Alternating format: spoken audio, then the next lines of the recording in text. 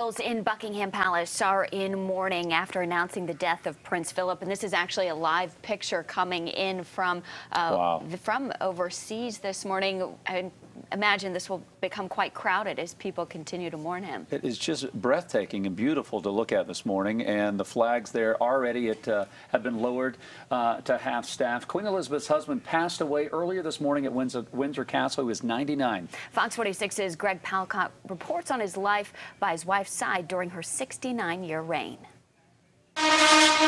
He was best known as the man behind the woman, literally a pace or two behind her, according to official protocol. He was Prince Philip, Duke of Edinburgh, husband to England's Queen Elizabeth II. I think we owe him an enormous debt of gratitude, really, for the very great help he gave the Queen. Born in Greece in 1921 into a royal family with Danish and German ties, he was also a great-great-grandson of Britain's Queen Victoria. Came to England and went on to serve in the British Royal Navy during World War II. He married Elizabeth, the daughter of then-King George VI, in 1947 in Westminster Abbey.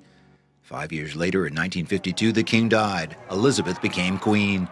Prince Philip traveled the world, carrying out on average some 300 engagements a year. He was active in a variety of fields important to Britain, including business, the environment, the military, and sports, especially polo. He was a strict but loving father to Prince Charles, Princess Anne, and Princes Andrew and Edward. My father was a wonderful man. He was a very brilliant man. In an age of increasing political correctness, he was a man of good humor and a prince of plain speaking. He's best known to Americans as the person who reportedly encouraged Prince Charles to make a decision about marrying Princess Diana in 1981. At Diana's funeral, the prince walked alongside his grandsons, William and Harry.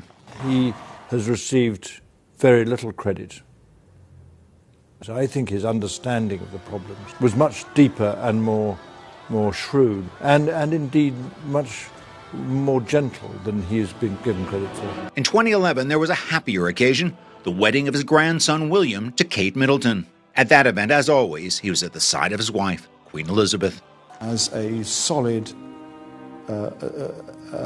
supporter, they worked very well together. In 2012, he was also by the Queen's side for her Diamond Jubilee celebration. In 2013, he attended the christening of his great-grandson and future king, Prince George. In 2016, after marking the Queen's 90th birthday, soon making her the world's longest-reigning monarch, he marked his 95th, making him the longest-serving consort or spouse of a reigning British monarch. In 2017, at the age of 96, the prince bowed out of public life, putting in just solo engagements, including attending the wedding of his grandson Prince Harry to American Meghan Markle in 2018. They gave him another great-grandson, Archie, in 2019. Also in 2019, he got into a car accident. The prince was shaken up and turned over his car keys. Then, in February 2021, he was admitted to London hospitals for an infection and heart treatment. The next month, Harry and Meghan gave the interview to Oprah, which shook up the monarchy again. Happily, he was released from hospital after just under a month. In June, Philip was set to mark his 100th birthday. As he summed up his life in one interview, "I reckon I've done my bit." In London, Greg Palcott, Fox News.